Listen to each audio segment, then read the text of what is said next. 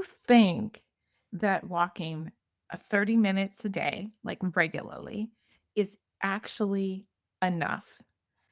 Like there's this notion that more is better. So when I talk about on this channel quite often about going for 30 minutes a day is enough to start, the habit of consistency. And maybe it'll trickle into more, but is it really enough to start? I was a fitness leader for a long time. I was a weight training coach. I know that the overall health of the body, it's an entire ecosystem. And there's a lot of things that do need to be in place in order to have an optimal body. But to what end, right? And how do you start?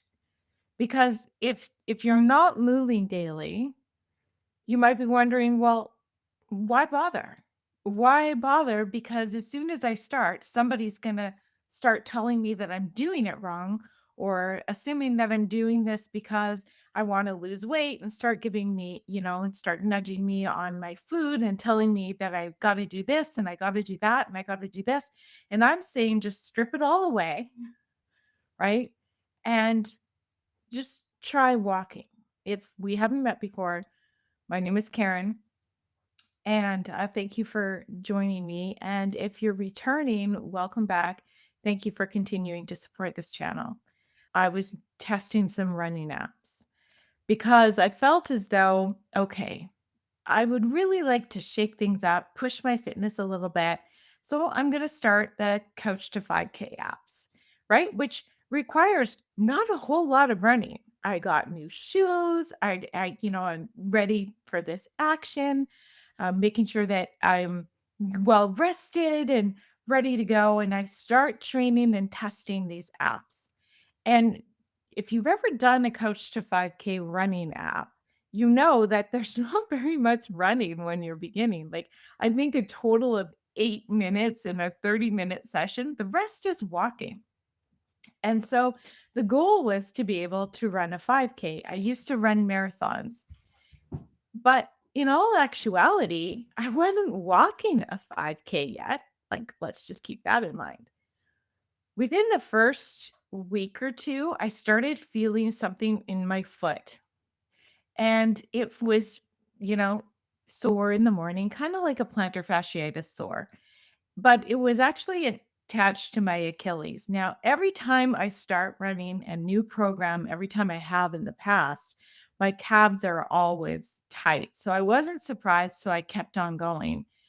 And then I started to get nervous about the fact that I'm going to Italy and I don't want to be in pain on my feet because I know I'm going to be walking a lot.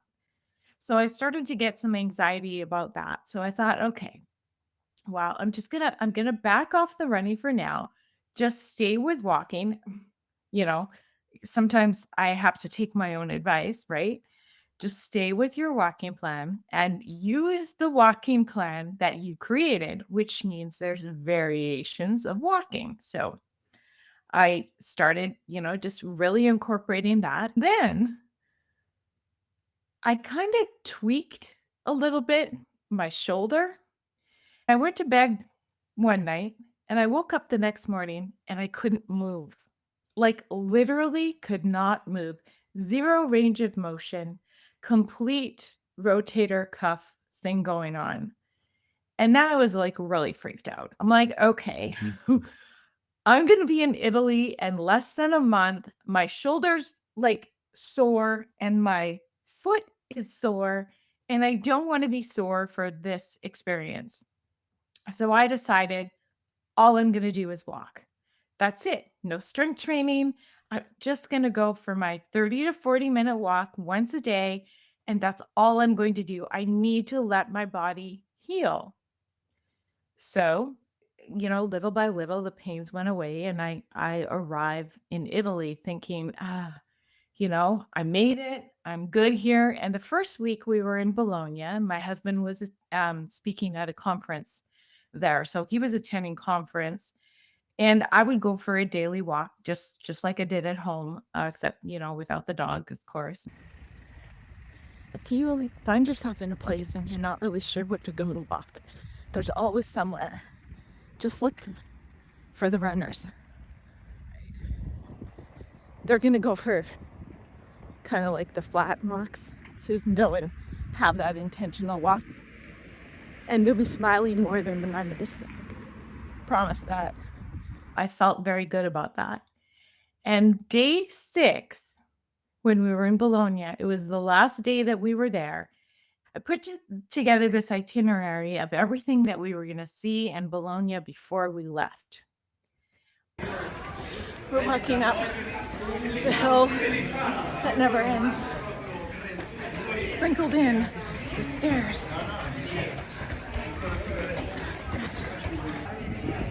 I look like a fresh tomato, but it was great. Check it out.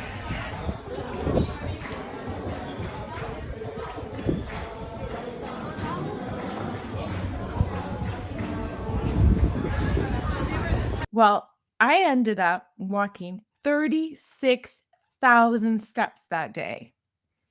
And all I had trained for was 30 minutes a day. Now, the beauty of it was, did I have a couple blisters? Yeah. I mean, that happened. But it wasn't too bad. But my body felt great. My body knew what to do because I had practiced every single day. So it already knew how to be on its feet. And even though the practice was for 30 to 40 minutes, right?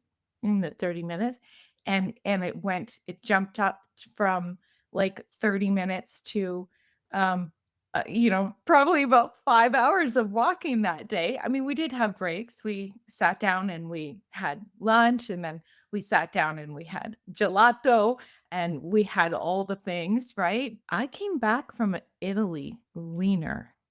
All I did was walk. All I did was walk. Now, as the days went on, like we went to Rome and we went to Sicily, and our, our actual steps ranged around 20 to 25,000. And apart from a couple of blisters that, went away, I had no other pain, no shoulder pain, no foot pain, nothing. I could just enjoy myself. This fear that I had of stepping outside of my comfort zone and being like thinking that everything is going to fall apart. And guess what? It did not happen that way. And I think there's this notion that if we're going to do anything for joy, anything for movement, and it doesn't have this like tangible thing that, I'm going to lose weight or I'm doing it wrong if I don't have my macros right. Like we're muddying it all up with with the tactics and the fear that it's not worth it. It's not worth it to go for 10 minutes, right? If that's all I have, because it's just 10 minutes. But I challenge you, if you start with those 10 minutes, the rest of your day is going to look differently. Like, let's talk about, you know, things that happen when you walk. And I know you know this because you're on this channel watching this, right? Things that happen when we walk is more than just the body. And thinking about like what's happening in the next decade and the next decade, it's more than just physical weight loss. It's mobility. It's practicing today what I still want to be able to do 20, 30, 40 years from now.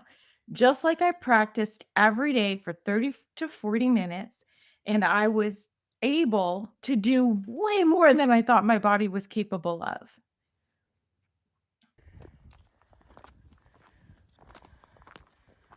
This might be a little bit of a highlight reel video. So let's insert this part. I also want to do it to come. I can see how steep we were climbing, and I'm a little, Afraid of heights. You get to a point where it's like, okay, my goal has changed. Now I want to be mobile because I want to be able to sit on the floor with my grandkids and get back up. So I better practice that. I want to be able to go for a walk and a hike up a mountain when I'm asked or called. So I better practice that. So doing a 30-minute daily walk is basically just practicing for life.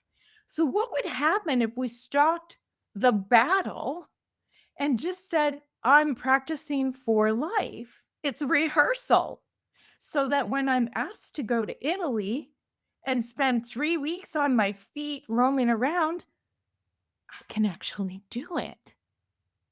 If you're competing with your former self, that's hard. That's hard, man. That's hard.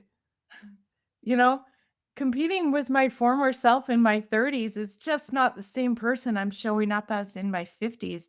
Be where you are today and show up for that person today because that's all you have is today. Consistency wins, my friends. Consistency wins. Thanks for being a part of this experience. And I will see you in the next video. Bye.